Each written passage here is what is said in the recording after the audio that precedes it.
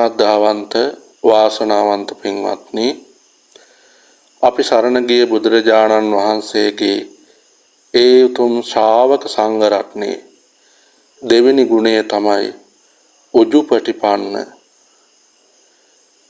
ඒ උතුම් ශ්‍රාවක සංඝ රත්නයේට උජුපටිපන්නය කියලා කියන්නේ.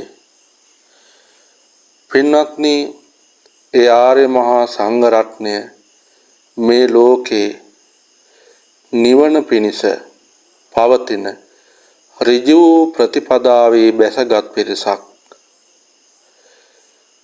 ඒ ඍජු ප්‍රතිපදාවේ බැසගත් ආර්ය මහා සංඝ රත්නය ඒ උතුම් නිවන කරා යනවා. ඒ උතුම් නිවනට තියෙන ඍජු මාර්ගය, කෙලින් මාර්ගය තමයි ආර්ය අෂ්ටාංගික මාර්ගය.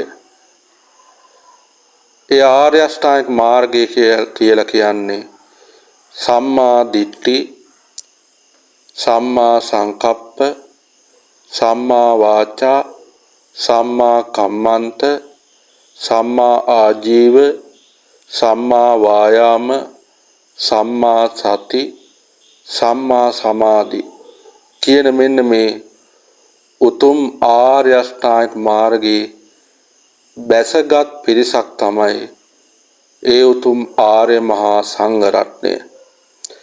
ඒ නිසා ඒ උතුම් ආර්ය මහා සංඝ රත්නයේ ඒ උතුම් උජුපටිපන්න ගුණය ගැන සිහි කරන්න, ඒ උජුපටිපන්න ගුණය සිහි කරලා ඒ උතුම් ශ්‍රාවක සංඝ රත්නය ගැන හිත පහදවා ගන්න සියලු දෙනාටම ශක්තිය, ධෛර්ය, වාසනාව ලැබේවා.